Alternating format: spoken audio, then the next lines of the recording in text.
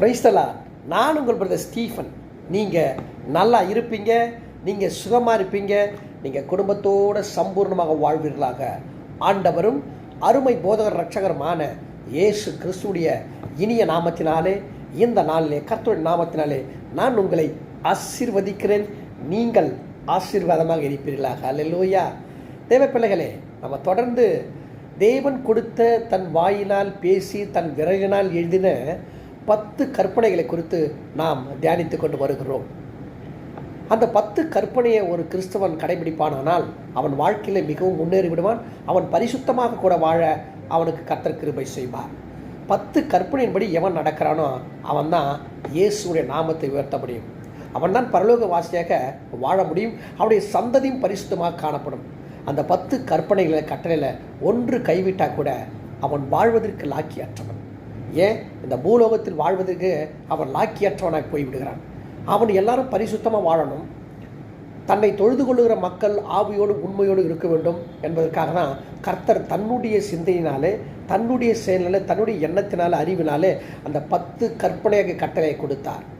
அந்த 10 கட்டளை கற்பனைக்குள்ளே தான் அனைத்து பிரமாணங்களும் அடங்கியிருக்கிறது என்று சொல்லி நாம் தொடர்ந்து தியானித்து கொண்டு வருகிறோம். அதற்காக தான் கர்த்தர் இந்த 10 கட்டளை கொடுத்தார் என்று பார்க்கிறோம். பிள்ளைகளை, இன்றைக்கு 4ஆம் கற்பனை குறித்து, கட்டளை குறித்து நாம் தியானிக்கலாம், வாசிக்கலாம். யாத்திராகமம் 20ஆம் அதிகாரம் 8ஆம் வசனம் விதமாய் சொல்லுகிறது. யாத்திராகமம் 20ஆம் அதிகாரம் 8ஆம் வசனம், ஓய்வு நாளை பரிசுத்தமாய் ஆசாரிக்க நினைப்பாயாக. ஓய்வு நாளை பரிசுத்தமாய் ஆசாரிக்க நினைப்பதாக. அப்படின்னா என்ன அர்த்தம்னா, ஓய்வு நாளை நீ பரிசுத்தமாக இருந்து ஆராதனை செய், ஓய்வு நாளில் ஊதாசனைப்படுத்திடாத என்று கர்த்தர் சொல்லுகிறதை குறித்து பார்க்கணும்.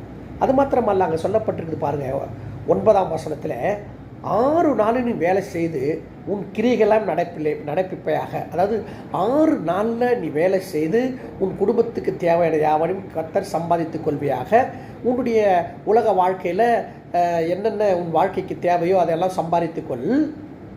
7ஆம் நாளிலே, அங்கே சொல்கிற 10ஆம் வசனத்தில், 7ஆம் நாளே உன் தேவனாகிய கர்த்தருடைய ஓய்வு நாள். அதிலே நீ ஆனாலும், உன் குமாரனானாலும், உன் குமாரத்தியானாலும், உன் வேலைக்காரனானாலும், உன் வேலைக்காரியானாலும், உன் மிருக ஜீவனானாலும், உன் வாசல்களில் இருக்கிற அந்நியனானாலும் யாதொரு வேலையும் செய்ய வேண்டாம். ஹல்லேலூயா. பிதாவாகிய தேவனாகிய கர்த்தர் இஸ்ரவேல் மக்களை அடிமைத்தனத்திலிருந்து விடுதலையாக்கி கானான் தேசத்தில் உட்பிரவேசிக்கும் பொழுது இந்த கர்த்தர் இந்த வார்த்தைகளை கொடுக்கிறார். நீ 6 நாள் உன் குடும்பத்திற்காக வேலை செய், ஆனால் 7ஆம் நாளில் கர்த்தருடைய ஆலயத்துக்கு வந்து ஆராதனை செய்வாக என்று சொல்லுகிறார். எல்லாரும் சபை கூடுதலை சந்திக்கணும்னு சொல்கிறார். எல்லாரும் தேவாலயத்துக்கு முன்பாக ஆராதனை செய்யணும்.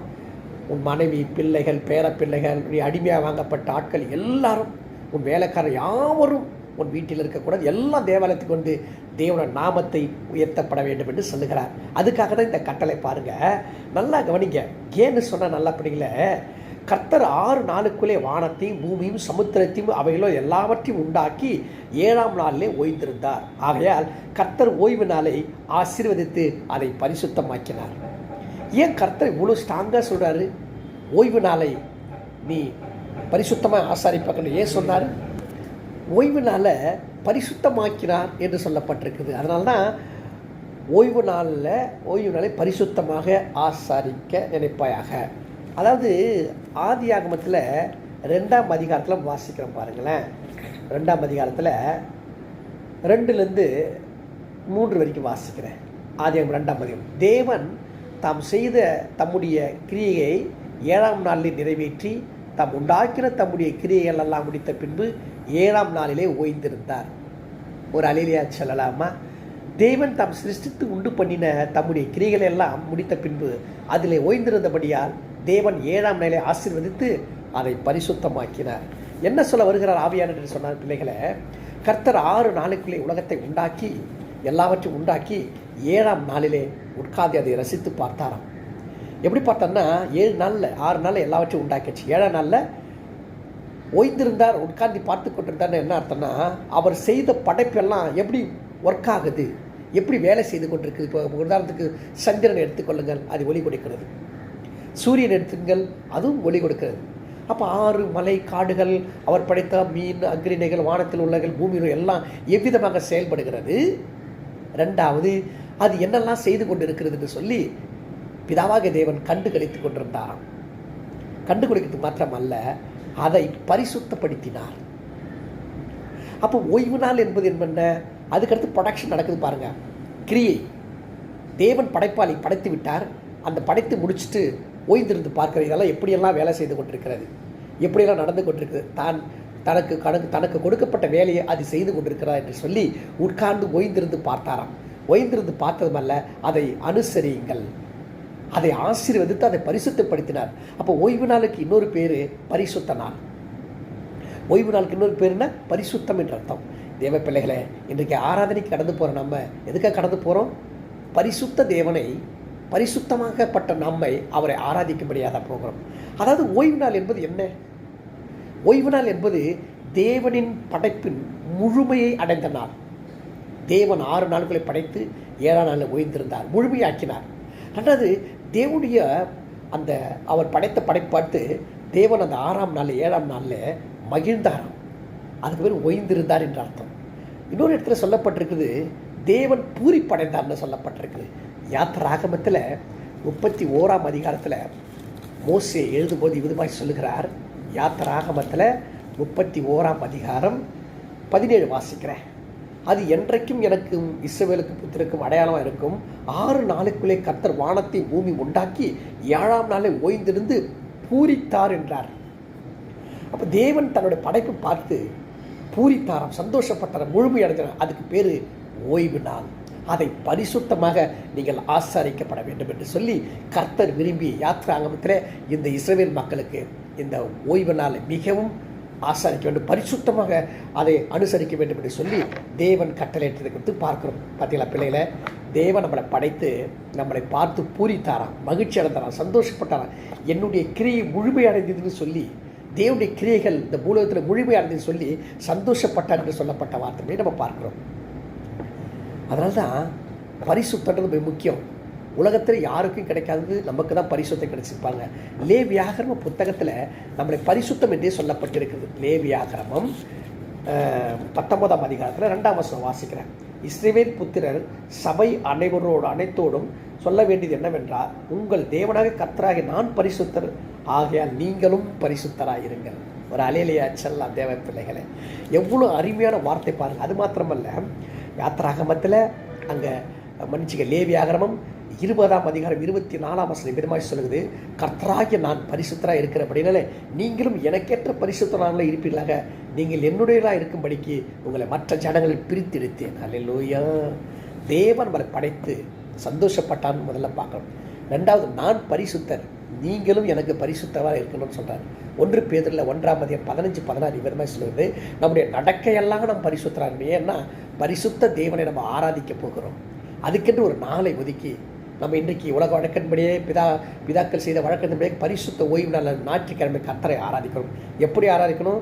அசுசியாக இல்லை, நாற்றம் பிடித்தவர்களாக அல்ல, கெட்ட எண்ணத்தோடு இல்லை, விபச்சாரம் செய்துட்டு வேசித்தனம் பண்ணிட்டு இல்லை, முழு மனதில் உள்ளத்தின் ஆழத்தில் பரிசுத்தமாய் சென்று ஆலயத்தில் சென்று பரிசுத்த தேவன் ஏற்படுத்தின நாளிலே பரிசுத்தமாக அவரை ஆராதிக்க வேண்டும் என்று கர்த்தர் விரும்புகிறதை குறித்து பார்க்கணும். அல்லேலூயா. தேவ பிள்ளைகளே, அதுக்காக தான் இஸ்ரவேல் மக்களை பார்த்து சொன்னார், என் ஓய்வு நாளை பரிசுத்த ஓய்வு நாளாக நீ ஆராதனை செய் என்று சொல்றதை குறித்து நம்ம பார்க்கிறோம். அது மாத்திரமல்ல, அது பழைய ஏற்பாடில். புதிய ஏற்பாட்டில் நமக்கு என்ன அப்படின்னு பார்த்தீங்கன்னா, எபேசியர் புத்தகத்தில் 5ஆம் அதிகாரம் 27ஆம் வசனம் வாசிக்கிறோம். கரை திரை பிழைகள் முதல் எல்லாவற்றையும் எல்லாத்தையும் எடுத்து போட்டு பரிசுத்தமாய் உன்னை நிறுத்துவதற்காக, சபையாக நிறுத்துவதற்காக தேவன் தாம் இயேசு கிறிஸ்து ஒப்பு கொடுத்தார் என்று சொல்லப்பட்டிருக்கு. முதல்ல நம்மளை சந்திக்கிறார், பரிசுத்தப்படுறார். உண்மையில கரை திரை எல்லாவற்றையும் பரிசுத்தப்படுத்தி 1 பேதுரு 2:9 பரிசுத்த ஜாதியாக உன்னை அழைக்கிறார். பரிசுத்த ஜாதியாக மாத்திரமல்ல பிள்ளைகளை, நல்லா கவனிக்கணும். நார்மலாக இந்த இங்கேருந்து நம்மளை அழைத்து நம்மளை பரிசுத்தப்படுத்தி கழுவி சுத்திகரித்து இன்னைக்கு பரிசுத்த ஜனங்களாக வைத்திருக்கிறார். அந்த பரிசுத்த ஜனம் என்ன செய்யணும்? கர்த்தர்கிட்ட ஆராதனை செய்ய போகணும். ஞாயிற்றுக்கிழமை சில பேர் ஆராதனைக்கு போகிறதில்ல பாருங்கள். இதெல்லாம் உலக வழக்கன்ட்டு போயிடறான், இதெல்லாம் பெந்தகோஸ்து வழக்கன்ட்டு போயிடறான். எல்லாருமே பரிசுத்த ஓய்வு நாள் தேவனை ஆசை. ஏன்னா தேவன் ஓய்ந்திருந்து நம்மளை பார்த்து கொண்டிருக்கிறார். நமக்கு 6 நாள் வேலை செய்கிறோம். 7ஆம் நாள் கர்த்தருடைய ஆலயத்தில் ஆராதனை செய்தே ஆக வேண்டும் என்று சொல்லி ஏற்பாடு பண்ணப்படுது. புதிய ஏற்பாடு அப்படி தான் நம்மளை கர்த்தர் பரிசுத்தப்படுத்திருக்கிறார். அப்புறம் நம்ம ஆராதனைக்கு போகணும் அல்லவா? யோவான் புத்தகத்தில் வாசிக்கிற பாருங்க, நம்ம ஆண்டவராக இயேசு கிறிஸ்து யோவான் புத்தகத்தில் 17ஆம் அதிகாரத்தில் நம்மளை எப்படி படைத்தாராம் பாருங்க. 17ஆம் அதிகாரத்தில், யோவான் 17ஆம் அதிகாரத்தில் நான் வாசிக்கிறேன் தேவ பிள்ளைகளே. 17ஆம் அதிகாரம் வாசிக்கலாம் பாருங்க. 17 வாசிக்கிறேன். உங்களுடைய சத்தியத்தினால அவர்களை பரிசுத்தமாக்கும், உங்களுடைய வசனமே சத்தியம். பார்த்தீங்களா? அப்போது புதிய ஏற்பாடு நம்மளை எப்படி படைச்சாராம்? சத்தியத்தினால நம்மளை, வசனத்தினால் நம்மளை பரிசுத்தப்படுத்தினார். யாக்கோபு அப்போஸ்தலன் சொல்கிறாரு, வேத வசனத்தினாலே உங்களை படைத்தேன் ஜெனிப்பித்தேன் என்று சொல்கிறார்.